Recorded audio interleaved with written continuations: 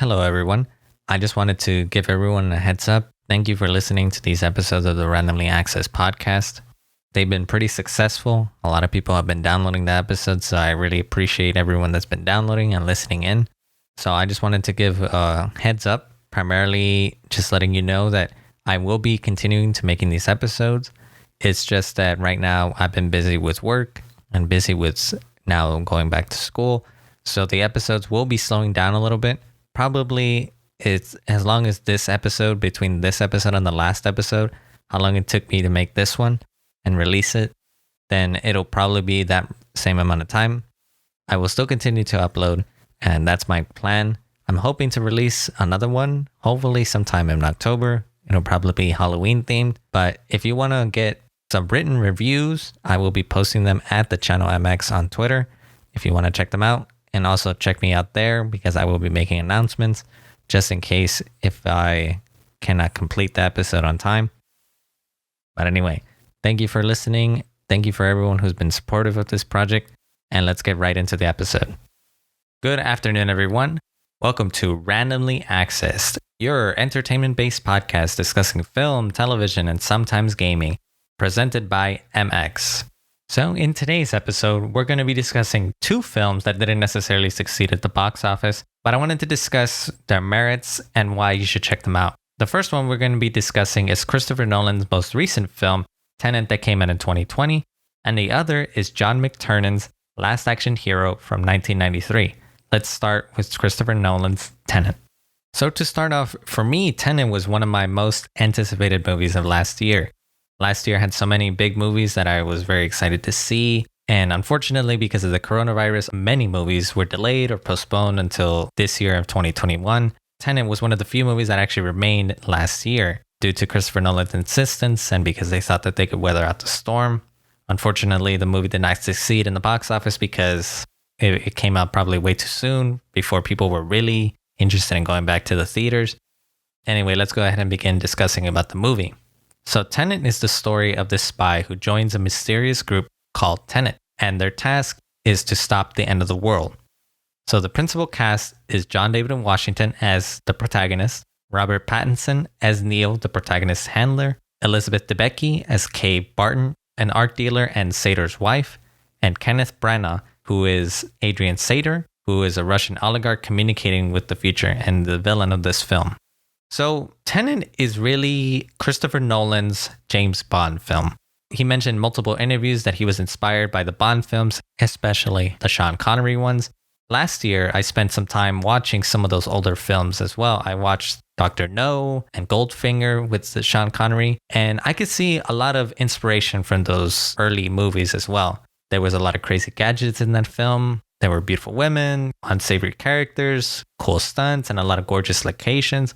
So when watching this film, you do get that James Bond feel. You see where Christopher Nolan took a lot of inspiration from those James Bond films and how he's homaging those films in a few different ways.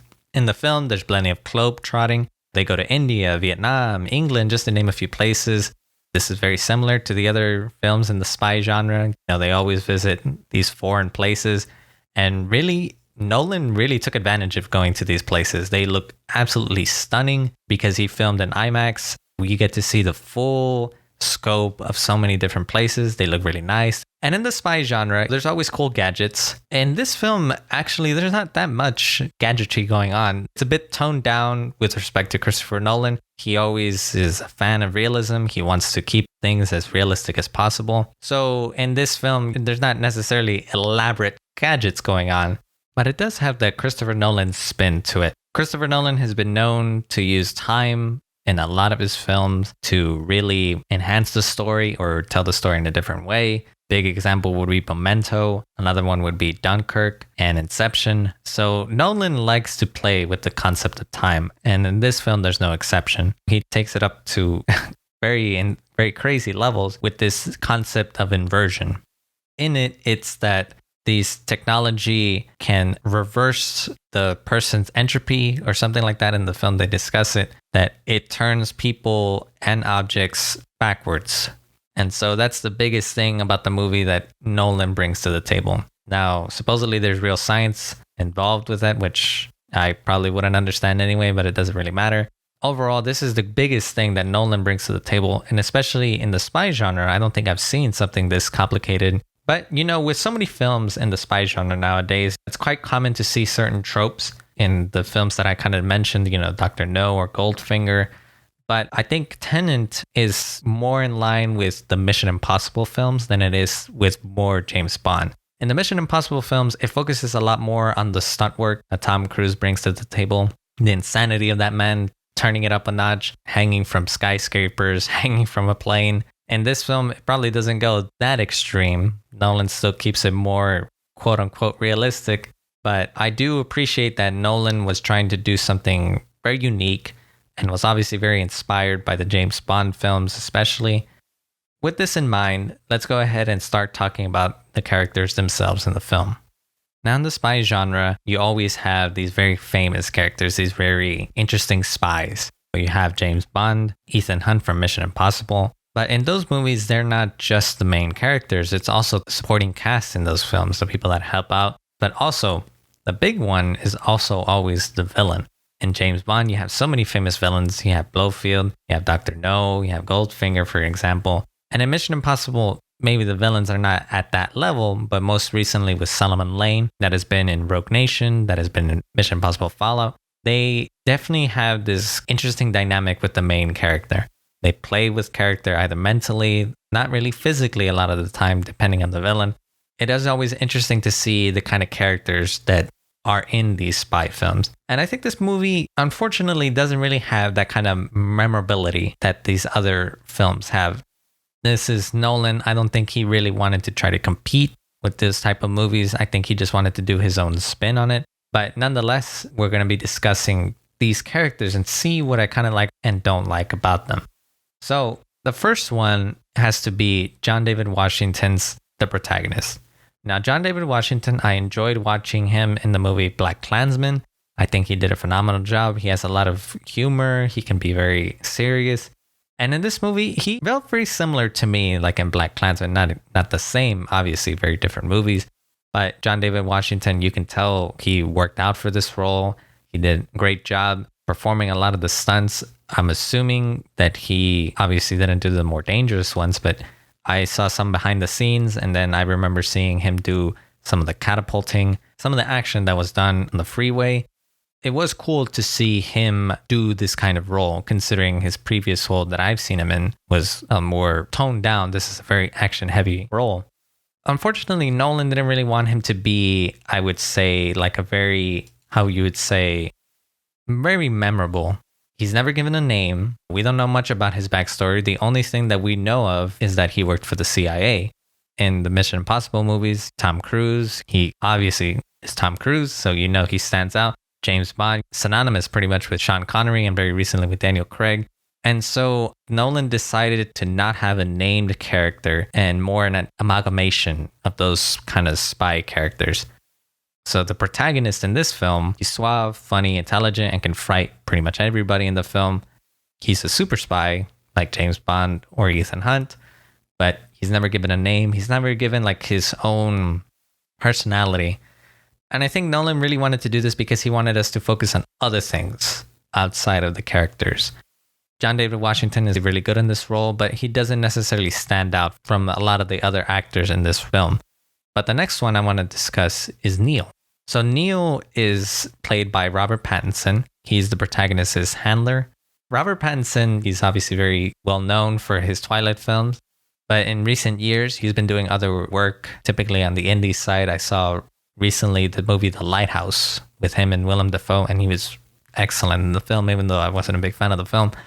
But in this film, I like that he's kind of returning back to the more mainstream films. He's going to be in the next Batman film, so it's be kind of cool to see him. And in this one, he does seem to be having fun in the role. He's primarily the assistant, but he is a pivotal part of the film, especially later on. And he's been a great actor for a while now, so it was nice to see him in this kind of film. And despite him being like a side character, I think that he played the assistant very well in this film. His acting chops weren't really shown off in this film, but I think that's okay. It wasn't a very showy performance from anyone in this film outside of the villain. The next one is Kat, played by Elizabeth Debicki. and she is Sator's wife. Now, I like her in the role. I think she has some cool moments when she's standing up to Sator, especially. She's actually the emotional core of the film. She's basically living as a hostage with Sator because he won't let her leave with their son. Her and her husband have an estranged marriage. It makes it very difficult. We see the abuse. We see the games that he plays with her. And unfortunately, her being the emotional core, for me, I just felt that it was kind of weak compared to some of the other films that Nolan has done, but we'll discuss it when I discuss thoughts. And then finally, the villain is Andre Sator, who is played by Kenneth Branagh. And for me, I think he's the best part of the film. He's obviously going very showy. He goes ham in this film. It's very interesting to see him play up this fake Russian accent. Considering it's British, it does make me laugh. He's very intimidating. He's very in your face with the protagonist especially. He actually is very smart. Like, I was very surprised. He was never a grunt. He always was thinking steps ahead, but obviously, as you see the rest of the film, then you understand how he has so much information. And as I mentioned earlier, with the inversion tech, then you understand why. For me, Kenneth was the best part of this film. I really enjoyed his performance. He was always very fun to watch. And anyway, let's discuss the overall feel of this film. So to start off, I would say this is a very good spy film. I think it has plenty of action, a mystery to it. Anybody can really be entertained by this film, but it is lacking in a few parts. Now, when I first watched this film, it was last year. I was able to see it in an IMAX theater. It was a great experience. There was no one in the theater. It was pretty cool to see in what I think Nolan really wanted you to watch it. He is a big proponent of the theatrical experience. He loves to work with IMAX to really show off the scale. And it showed. I was thoroughly impressed when I saw it in theaters. But when the movie ended, I remember feeling lost and having like a huh expression. I was like, what just happened? Especially the ending, because it's so chaotic. But I did feel very unsatisfied. Maybe not very unsatisfied, but I felt like I was expecting more from the film. I was so hyped. I was so excited. But after watching it a second time, I did think that I understood most of the principal things that were going on in the film. And now I've seen it, I think, in total 4 times since the movie was released. And I feel like I understand most of the story. But regardless of how many times you watch this film, a lot of the time travel stuff doesn't make any sense regardless of how many times you watch it. Unfortunately, I do think that that's weakness on the writing that Nolan provided in this film. I was impressed with a lot of things in this movie, though. I was impressed with the creativity of this film. I think Nolan continues to deliver a lot of unique experiences, and I think this movie is no exception in that respect. The time travel aspects of this film are excellent, and I like that he builds on these motifs that he's used in other films. And time travel, it's a very overused thing. You've seen it in Avengers Endgame, you've seen it in Back to the Future, Terminator. There's a hot tub time machine. You have so many films that have utilized time travel. And in this film, Nolan really does make it feel fresh. I was very surprised that time travel wasn't used as a gimmick. It was actually used. One can say it was a little bit gimmicky, but I would say that Nolan definitely made it feel unique in this film. I was very impressed that he used actual science behind it. In this film, when the inversion was in the smaller scale, I think that's when it worked the best. A lot of things that happen, especially in the ending, when there's like a big battle going on, there's inversion going on all over the place. I think that's when the concept starts to fall apart. The ending is very anticlimactic because I didn't know what was going on. I didn't know who was attacking who.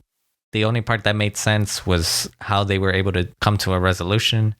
But in this film, there was a lot of nameless goons doing a lot of different stuff depending on the villain, what they decide they want to do. That's standard in the spy films, but especially in the ending, it was just a mess. It felt completely out of place in comparison to everything else that had occurred in the film. Now, a big thing that I was reminded of when I was watching this film was the movie Inception. And in Inception, there's dream within a dream. They go multiple levels to implant this idea into this guy's mind. There's a lot of action that goes on in that film. But in that movie, it's a lot less of them, and it didn't feel as chaotic to the point of confusion. The biggest thing that I thought was confusing was just trying to stay, okay, so what is going on at a particular moment? But at the same time, you're able to follow it better than in this film.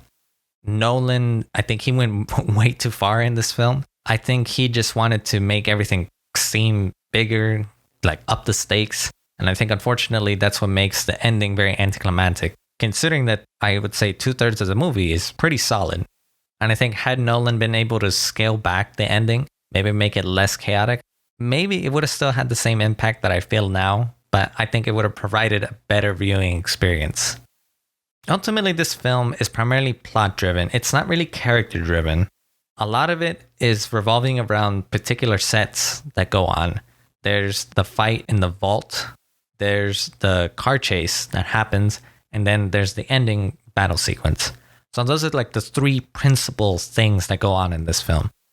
And so I think Nolan did want to have more spectacle in this film. It didn't seem like he really wanted to tell this really in-depth story. I think he tried to have a little bit of depth with Kat's character.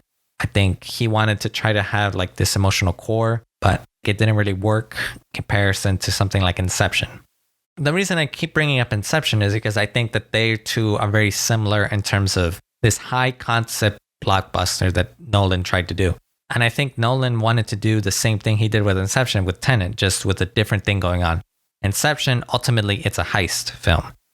Tenet is ultimately a spy film.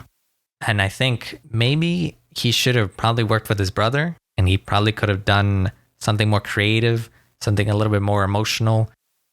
And Inception, it did push the boundaries for those high concept action films.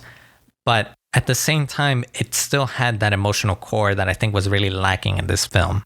For one, it's Leonardo DiCaprio, and we know his name, we know his stakes.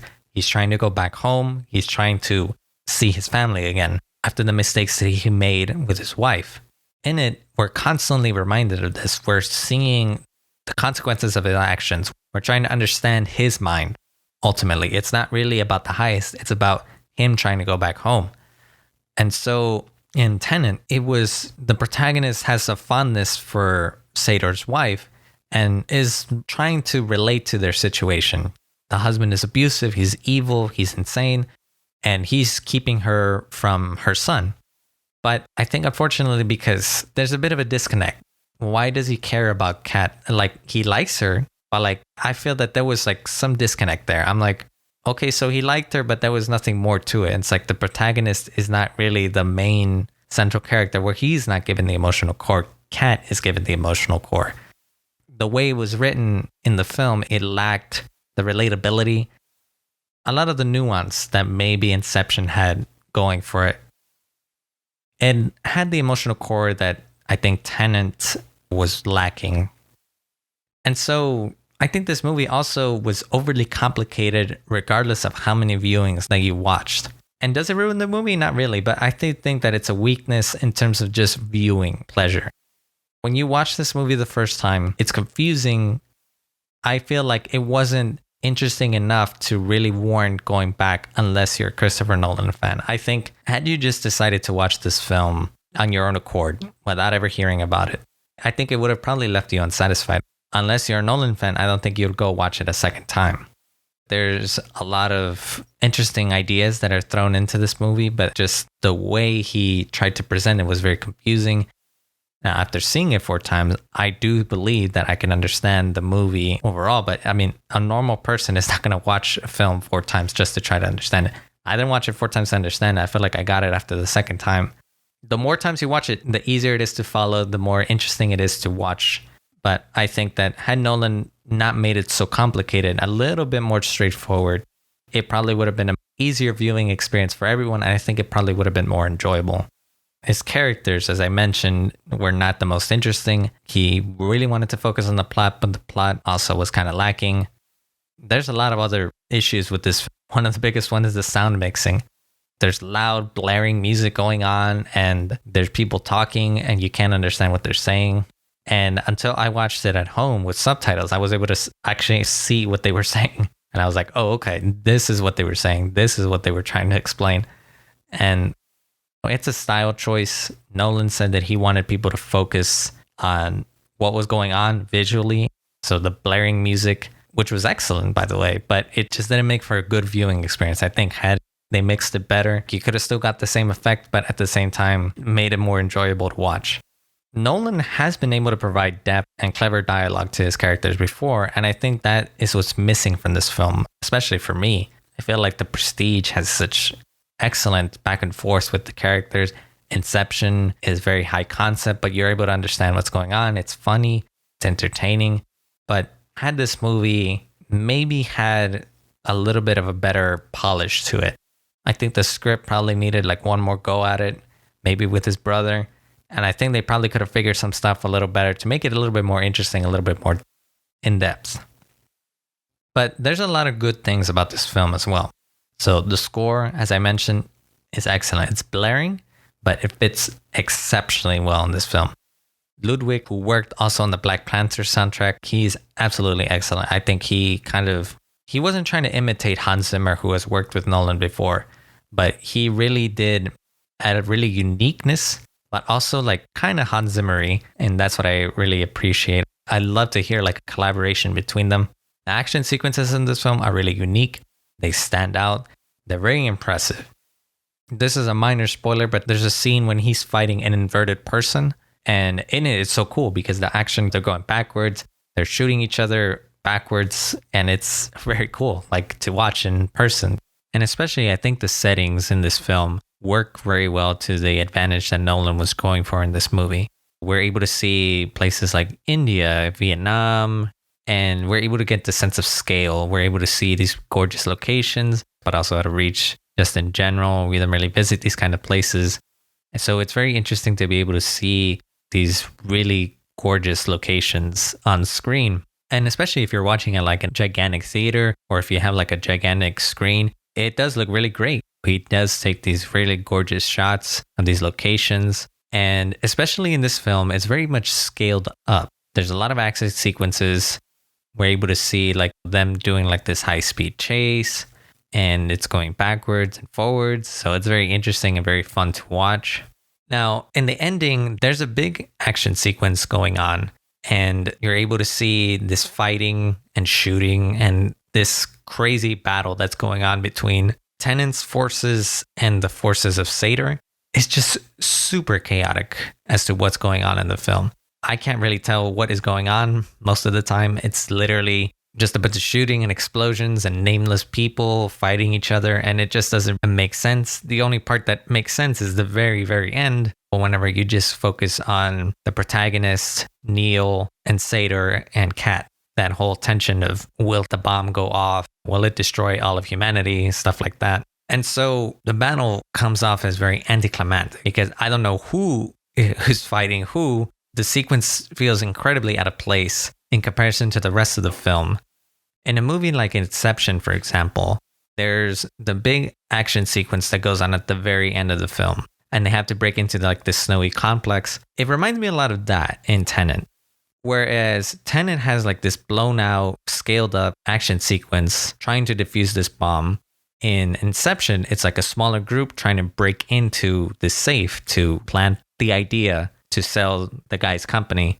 And so there's nameless goons in that one as well, but it just doesn't feel as crazy or as scaled up. It's a lot smaller in scale for the most part, but I think it works exceptionally well because you just focus on the principal cast. You focus a lot more on their goal of trying to break in and trying to make sure that everything goes off successfully. Versus in Tenet, like that whole battle sequence seemed a lot out of place by comparison to the rest of the film, because up until that point, they didn't fight that many goons. There wasn't like a lot of battle sequences going on. There was like a lot more scaled down. The action sequences that lead up to the ending, it doesn't really equate to the ending that we got. So for me, had the ending been maybe a little bit more scaled down, I think it would have been less chaotic for one. And then at the same time, it probably would have made a more enjoyable experience. And the ending wouldn't be maybe as anticlimactic. I think what Nolan wanted to do was end the movie with like a big bang. And unfortunately, it doesn't really leave the audience, in my opinion, like very satisfied. And another glaring weakness of this film is the fact that the sound mixing is all over the place in this movie. There are periods whenever there's a person speaking and then there's blaring music. There's periods where they're speaking very muffled or they have an accent. And I'm just having a hard time understanding what they're trying to say. I didn't know until I watched it a second time that I was like, oh, okay, I didn't really miss that much, or it's not really important to the story as a whole. It does make for a frustrating experience if you don't know that the sound mixing is going to be weird, even though Nolan said that it was done on purpose. He doesn't want you to be focusing on particular aspects. He just wants you to get a sense of a general idea of what's going on, but he doesn't want you bogged down with the specifics. But still, especially when you're watching it in a theater or like in a loud setting, it is so difficult to understand what the characters are saying and whether or not it is important. And therefore, I recommend watching it with subtitles, which I normally enjoy watching other movies with subtitles as well, just because sometimes I can't understand what they're saying. Does it ruin the movie? Not necessarily. It just makes some aspects frustrating. I think that Nolan ultimately just wanted to make this cool movie, but I think that ultimately it didn't really succeed as something better than just another spy movie, in my opinion. Nolan has been known to be very creative, have this really inspired work. And for me, he's one of my favorite directors. I was very excited to see Tenet in theaters, but I think that Nolan may have gotten too indulgent in some of the things that he likes to do. There's some critiques on his work that they have the dead wife, you have this annoying music, this convoluted plot. When a director, I think when they're known for certain things, I think unfortunately they either try to correct or they try to indulge in those corrections. And so Nolan is better served when he has someone else helping him write the scripts. I think he's a fantastic director, but especially if you go back to some of his earlier works, he worked a lot with his brother, Jonathan. Jonathan is no longer really working with him because he does his own stuff as well, like Westworld. He produces a lot of television shows. And I noticed that when they work together, I think that their stories, their movies are much more entertaining as a whole. The most recent example was the movie Dunkirk. And Dunkirk wasn't really dialogue driven. It was action driven, a little bit like this one. That Nolan really succeeded in Dunkirk because he's able to get us to root for the characters in that movie versus in Tenet because they speak a lot. There's a lot of dialogue. Some of the dialogue is kind of cheesy and not really pertinent to what's going on. For me, the movie is missing a lot of the charm that Nolan has succeeded in bringing people into his movies. And this movie, despite having many positives and very ambitious, I think that it misses the mark and it doesn't really succeed at being something really great from Nolan. And I think that hopefully he gets to maybe step back from this movie, obviously because it didn't do well at the box office, but that's not really the movie's fault. That's because of coronavirus. I would like to see this movie released in theaters again. If people watch it in theaters again, I think that they would appreciate parts of it, even though some parts may become frustrating. As a Christopher Nolan fan, I think that he's done significantly better works. I think that this movie's ambitious for what it is, but it just doesn't really elevate itself to some of Nolan's better works. But I still want to see more from him. I'm excited to see any other movie that he releases. Hopefully he still puts his ambition and creativity behind it, but hopefully he's able to go back to have like that emotional core that I think was missing from this film. The score is excellent. The action was impressive. The story, while kind of riddled with some minor cliches, Nolan still made the spy movie his own, and I think that's ultimately what he wanted. I don't think he wanted to do something more than that. If this movie is ever released in theaters again, I think that anybody should really check it out, and I would recommend it. I think that it's one of the better movies that I have seen in terms of originality, and I'm excited to see more of John David Washington because I think he can do another action movie. See Robert Pattinson, he's going to do Batman, so I'm excited to see him in that. And ultimately, I'm going to give the film around a 7 out of 10, and I would highly recommend the film. Now, the next movie that we're going to be discussing in this episode, it's 1993's Last Action Hero, starring Arnold Schwarzenegger as Jack Slater, Austin O'Brien as Danny Manigan, and Charles Dance as the villain Benedict.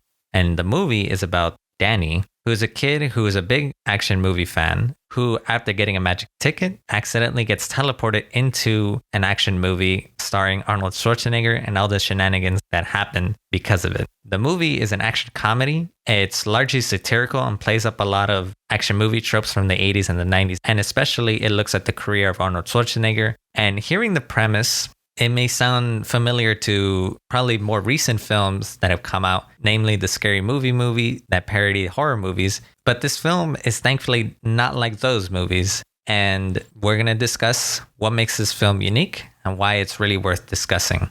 So to start off, what makes this movie really unique? For one, it's super stacked in terms of the casting. You have so many celebrities and you have so many famous actors in this film, from Jean-Claude Van Damme, Sylvester Stallone, Tina Turner, Ian McKellen, Anthony Quinn, just to name a few.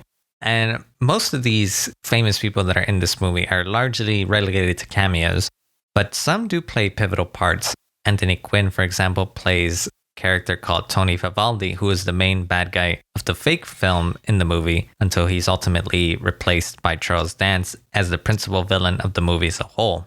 What I really like about this film is that it really is kind of like a nostalgia piece, but also for me, it really is like a time capsule of sorts.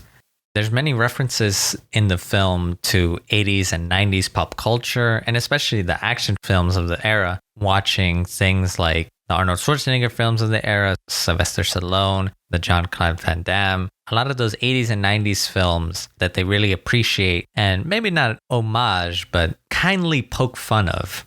With this additional context, let's go ahead and talk about the plot. In the film, the main character is Danny Mannigan, played by Austin O'Brien, and he is a kid who loves action films. He spends his spare time at this New York theater. In the movie's universe, Arnold stars in this franchise of action films called Jack Slater, where he's a detective, and it's very reminiscent of Die Hard, which would make sense because the director, John McTiernan, directed Die Hard. So it is funny to see those parallels, and even they make fun of other action films as well. Arnold in the movie's universe is this cop called Jack Slater. He's constantly under attack, he's in danger, and he's very fun to watch. And what happens is there's going to be a release of another Jack Slater movie, Jack Slater 4, where they kill Jack Slater's second favorite cousin, which is funny when you say it. Danny goes to the premiere, and the owner of the theater gives him a magic ticket that was given to him by Houdini, and about how ticket has a mind of its own. Danny is watching the movie, the ticket activates, and he is literally thrown into the action in a very fun car chase. There's gunshots, cool, funny stunts, and plenty of explosions during that sequence. And as the film progresses, Danny doesn't really seem keen on going back and continues to stay in the film and becomes Jack's partner. So the movie becomes this buddy cop film at this point with more action sequences, plenty of catchphrases, and a few interesting character moments. And eventually Danny does make it back home and the movie ends. So the overall gist is that Danny gets sucked into this Arnold action film and all the crazy stuff that happens from there. So let's start off with the good. As an Arnold Schwarzenegger fan, if you've seen most of his films, especially the films of the 80s and 90s, movies like Terminator, Predator, True Lies, Kindergarten Cop, Commando, then this movie is very familiar. I think that Arnold during this era was starting to shift away from just strictly action and delve into more comedies for the most part. If you're a fan of Arnold, then I think that this movie is really a treat. And for me, I really enjoy it because of that. And since this film is also directed by John McTiernan, the director of Die Hard, he takes full advantage of a lot of the action sequences in the film. And since the film is only PG-13, the action does go over the top, but is largely clean. It's not very gratuitous.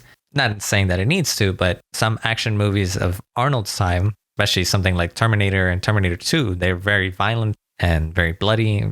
And even John McTiernan, since he had directed Die Hard, he is very much familiar with the action movie genre. That film, phenomenal action film. And so in this film, I think largely because it's PG-13, it doesn't really push the envelope too much, but it has plenty of action to where I don't think that it really needed to be rated R. And the movie, since it doesn't really take itself too seriously, I think it fit well with the story that they were trying to tell. And obviously there's plenty of homages to Arnold's work throughout the film, and it's a lot of fun. There's references to Terminator. He says, "I'll be back." And he does like signature catchphrases. And in it, Arnold is largely having a lot of fun, from what I can tell. I think the story, it takes a lot of the better elements from the 80s and 90s films and puts them into the film. There's the buddy cop element. And it's funny in this case because you're familiar with the buddy cop comedies where, okay, one guy is like this, one guy's a loose cannon, the other's like a straight shot. And in this film, you take that element, the buddy cop, where one is a literal detective and the other's a kid. And he is just randomly, not randomly, but he is assigned as partner to Jack Slater, which would make no sense. How is this kid going to be helpful to Jack Slater's detective work? And how could he be his partner? He can't really defend him. Jack does most of the heavy lifting. It's comedic in that respect. They have plenty of playful banter. And I actually think that Danny's able to hold its own against Arnold as well, because the back and forths can be very intimidating with someone, especially at the time. Arnold was very big and very famous, so it must have been kind of intimidating to be starring along such a big star. The film also has a mystery element to it as to who's actually in charge, and the whole supernatural thing, how the ticket is able to get into the film, how you're able to get teleported into the film, how it activates, which is never really explained, which in the end, it doesn't really matter. Another aspect of this film that I really enjoy is the music. The music is phenomenal. I don't know how a movie like this was able to get such good music. It kind of reminds me of Space Jam, where their soundtrack is ridiculously good. And this film is kind of similar. You have AC/DC's Big Gun, you have Megadeth's Angry Again, and the rock score just fits so exceptionally well to the film. These songs are not necessarily, maybe not the greatest of heavy metal songs and rock songs, but they fit so well into this kind of over-the-top action-y genre. You're able to get this over-dramatic, the songs just fit so well in the action sequences that is going on, and if it's the tone right. And let's get down to the characters. So Arnold plays Jack Slater and also himself in the film. Arnold's comedic roles, something like in Twins, Jingle All the Way, just to name a few comedic roles. I think that Arnold is not really known for his comedy until maybe a little later on, maybe not for the right reasons, namely Batman and Robin. But I think that Arnold has been known for most of his career as an action star. Whenever he did these comedic roles towards the later half of his career before he became a governor, his comedy works exceptionally well. Arnold doesn't strike me as someone that takes himself really seriously. His role in it as Jack Slater, this cop that's largely dealing with all this crazy stuff. And he even mentions in the film, like the character Jack Slater says, it just keeps getting harder. Basically saying that like his escalation of events, and he says, all I wanted to do was be a cop. Kind of reminds me of like Die Hard, where John McClane is just a cop and then he gets put in this crazy situation. It's just funny how the movie itself comments on the escalation of events. I love that he's able to be like self-referential in that respect. And even though I like Arnold in this movie, I think that there are some mixed moments. Arnold sometimes has a hard time going from like serious to comedy. It depends largely on the script. For example, in Terminator 2, there's a scene whenever John Connor, he tells him, when someone's mean to you, just say, bite me. Or when you got this, no problemo. And the Terminator's like, no problemo. It's funny. It works for the context that's going on in the film. And it's a nice moment. And in this film, the kind of cuter moments, the kind of smaller moments don't really have the same impact as they do in something like Terminator 2. But I don't necessarily think that takes away from this movie. The character of Jack Slater isn't really that much different than a lot of the other action roles that Arnold has done in the past. It's very similar to, something like John McClane. It's very similar to something like Commando, Predator, for example. So in those films, he always plays the macho tough guy. And in this one, it's no exception. He plays the macho tough guy. That's not to take away from his performance, but it's just to say, I don't think Arnold is necessarily stepping so far out of his depth that Arnold doesn't come off as stiff. But at the same time, I think Arnold isn't really challenged in any crazy role for this film. Now, Austin O'Brien plays Danny Manigan, who is the kid, technically the main character of this film. And I think he does a really good job. I think a lot of times when you're watching these kind of films, a lot of the younger actors, when they act with more experienced actors, you can tell that they kind of struggle or they can't really keep up. That wasn't true in Terminator 2. The actor that played John Connor was phenomenal. And his performance right alongside Arnold in that film was fantastic. Austin O'Brien, he's able to keep up. He's able to keep up the banter. But I don't think that Arnold is necessarily so difficult to keep up with. Some of the jokes that Danny Manigan says in the film that they come off maybe a little too kiddish. If you're not a fan of like kid actors, then I don't think that Austin is going to really impress you in terms of his performance.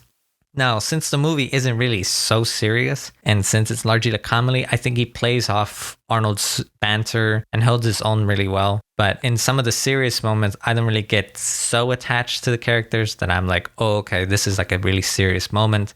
And now the villain. So Charles Dance, who many Game of Thrones fans would recognize as Tywin Lannister, plays Benedict in this film, and he's the principal bad guy. I think Charles could have maybe been better utilized, considering the amount of talent that the man has. I think that he really does a good job with what he's given. Some of the dialogue that he's given is really annoying and not really threatening. His actions are more threatening because he has like this crazy accuracy with a gun. But there's a moment in the film whenever he breaks the fourth wall, just comes off as a little weird. Not just because of the fourth wall, but because of what he says. And I think that Charles Dance, he goes maybe a little too over the top, but the entire movie is over the top. So that's just more personal preference. But because I'm familiar with Charles Dance's exceptional talent, that on the contrary, I think that maybe he could have done a little bit more in this film. Now, some of the weaknesses of Last Action Hero is that there's a lot of inside jokes of the time, and a lot of things can get lost in translation. Since it is making fun of those 80s and 90s films, if you haven't really seen a lot of Arnold films, I think that a lot of the jokes that are in this film will really go over your head. And it's mainly because you're not familiar with those kind of films. If you've seen a lot of these Arnold films, then yes, you'll understand a lot of the jokes that are going on in this film. And the film isn't just riddled with jokes, but I do think that there's plenty of charm in those inside jokes that unfortunately won't land if you haven't really been familiar with his work. I think that you won't really appreciate those jokes, and therefore I think some of the movie loses its appeal because of that. So for me, with this film, as much as I enjoy it, I think that with time, a lot of those jokes don't really make any sense anymore. Arnold is not necessarily at the peak of his career anymore. And also the script and the dialogue go hand in hand, obviously. But that when they're making fun of tropes of action, it can come off as really excessive. When you go too far with a joke, you know that, okay, this isn't really funny anymore. It's just too much. When Jack Slater is playing chicken with a bad guy, they're chasing him down with guns. And then all of a sudden the guy, he flinches and then he goes flying off a ramp and then the car sets on fire. And then it crashes into a modeling place. And it's just like the guy coming out on fire, the car's exploding. It's a trope of a car goes flying and then all of a sudden the car explodes for no reason. There's another scene whenever there's supposed to be a funeral of a bad guy. And it just makes me laugh just thinking about it. The funeral of the guy is called The Fart. And so they fill him up with some gas and to kill off this rival group. Arnold saves these people from being killed, obviously by this bomb. But it's just like he's over there at the funeral with a bunch of mobsters, and then he steals the body and trying to run away. And literally every single person, the nuns, the pastor, the family members, all of them have like a bajillion machine guns, and they're all trying to shoot Arnold. And it's just like, is it kind of funny? Yes, but it's just like really over the top. On top of all that, they even have a helicopter with a machine gun. Why do you have so much stuff to obviously they're mobsters, but I doubt they're going to hire a helicopter with a machine gun. For me, just thinking about it, it's funny, but it's just like an action sequence. Arnold gets thrown off the building. He's saved by Danny, and it's just like a bunch of crazy stuff that happens in this film. And I'd rather not spoil a lot of the bigger sequences because I think that if you watch it, I think you'll enjoy it or at least have some fun with it. But I think that largely most of the action sequences, I think, are more fun than they are overbearing. Some of the story beats are pretty excessive. And I think the film overall is just kind of bloated. I think that the film is trying to do a lot. It's trying to reference this fictional world and then this fictional real world. It's a lot of things going on in the film that I think maybe could have been stripped down to make it a little bit more cohesive. When I was thinking of this movie and when I recently rewatched it, I've seen it over the years a few times. I kept thinking of one film in recent time that it really reminds me of, and that's the Deadpool movies. Deadpool is a really popular franchise. Those movies have been very successful critically and financially, and people really seem to love Deadpool. Ryan Reynolds is a fantastic actor. Without him, you can't really have Deadpool. But the Deadpool movies really do remind me of Last Action Hero, and I'll tell you why. That while there's very obvious differences between the films, I think that they're very similar in a lot of ways. Deadpool, the first one, did really well, was introducing us to this referential, satirical, over the top performance from Ryan Reynolds, and at the same time, this crazy world that they live in. It's got charm from Ryan Reynolds, comedic. The movie itself parodies a lot of the other MCU films and the pop culture of the 2010s. I think that the film was widely successful because it's relevant to the time that we live in currently. But most importantly, I think that Ryan Reynolds really sold the film really well. I think without him, the movies probably wouldn't have been successful. Now, maybe Last Action Hero could have been that Deadpool of the 90s. What I mean to say is that Deadpool, I think with time, will become like its own time capsule. A lot of the jokes won't really make any sense because people won't really watch that many MCU movies. If you watch Deadpool 20 years from now, then I think that a lot of the jokes are probably not going to make any sense anymore, or they're just going to be really dated. And I think the same thing has happened with Last Action Hero, in that it's not really relevant for future audiences. Last Action Hero and Deadpool function as time capsules for their respective times. And unfortunately, Last Action Hero did not get the acclaim or the financial support that Deadpool and Deadpool 2 received. Last Action Hero is making fun of the 80s and 90s action films, but that encompasses many different films that you have to watch, versus Deadpool primarily focuses on the MCU especially. And MCU is a really popular franchise and probably the most famous action movies of this current time that we live in. But Last Action Hero, I think there's a lot of factors that probably hindered its performance. For one, it's the year and the time that it came out, when this little known film called Jurassic Park came out and then all of a sudden blew all the competition out of the water, leaving Last Action Hero and some other films unfortunately forgotten and left behind. And even the director and Arnold have mentioned that Last Action Hero probably should have been postponed, probably toward later. I'm not sure if that would have really saved the film. Maybe financially it would have done a little bit better, or maybe just that Arnold was at the peak. From there, I think that his films weren't really as big as Arnold would have thought they would have been.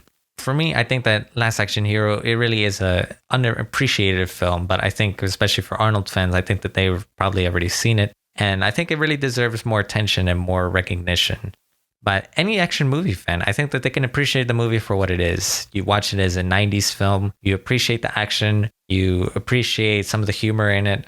And despite it being not one of Arnold's better movies, I think that the film is very funny, got a lot of cool action sequences, and probably has some of my favorite catchphrases from Arnold in it. I would say if you're going to watch Last Action Hero, probably the two biggest movies that I probably recommend watching before you watch it are Terminator 2 and Commando. I think that those probably encompass two extremes from Arnold's filmography. Arguably his best film with Terminator 2, and Commando probably being his most over-the-top, kind of cheesy movie that I think that Last Action Hero kind of fits into.